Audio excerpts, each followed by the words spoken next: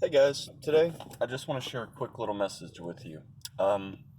So in First Chronicles, in chapter 21, I believe, is a little odd situation. I don't know about you guys, but sometimes I'm scared of the Lord's punishment, and rightly so. I have good reason to have a healthy fear of the Lord and repercussions for disobedience.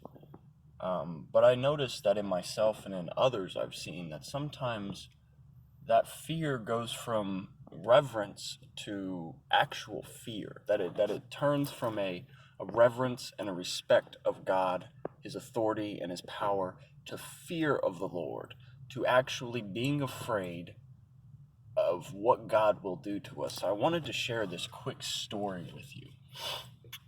So David acts out in disobedience, and God responds to him and tells David through a prophet, I'm going to give you three choices for your punishment. You can endure 3 years of famine.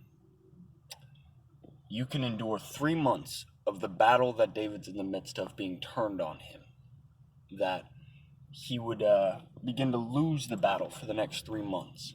Or you can endure 3 days of pestilence from me. And David's choice is kind of surprising because he decides that it is better to be put into the hands of God, who has mercy, than into the hands of men. And that's an odd thing when you think of the capability of God, the destructive nature that God can produce in punishment. David is well aware of what God did to the Israelites in the past, of how he responded to disobedience into Moses. And David's well aware of what God did to the Egyptians and to others, to Sodom and Gomorrah. David is a guy who loves the Word of God, so he studied the Word of God. And he explains his decision as this: I wouldn't want to be put into the hands of men, but into the hands of my God, for my God has mercy. So God sends an angel. Chronicles tells us that he sends an angel and then close to 70,000 men die. But as this angel is sent out and he begins to destroy, and he's going to destroy Jerusalem, and he draws his swords, it says that the Lord intervened and stopped him, told him enough. And in that moment, we see something that sometimes I think we forget about God. There's a reason that Christ told us to call him Abba. And if you don't know this, I absolutely love this.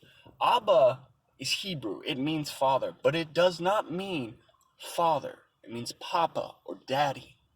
That's what we're told to call God. And like any father, in the midst of punishing his child, he always has love and mercy. So as he sees the desolation that's going about, God stops it because he can't bear to watch it anymore. I as a parent, have oftentimes had to discipline Eileen with a firm hand. And I say with a firm hand, I'm not throwing the kid around, but I've had to discipline her. And even the simplest things of making her sit in her bed can be heartbreaking. And in the midst of her discipline, oftentimes I find myself comforting her or waiting until she apologizes, says I'm sorry, or admits her wrong, and then immediately afterwards it's over. And that's the truth that David understands about God, that God is merciful, even in the midst of his punishment, that he's always loving and merciful, even when he's angry. So we as Christians need to stop being so afraid of God's discipline. The Bible tells us that God disciplines those he loves. And we need to remember that even though God may punish us, he may discipline us in order to help us grow, that he is always full of mercy, and that when we suffer, God is not oblivious to it. He doesn't choose to ignore it, no matter if it's through his hands or not.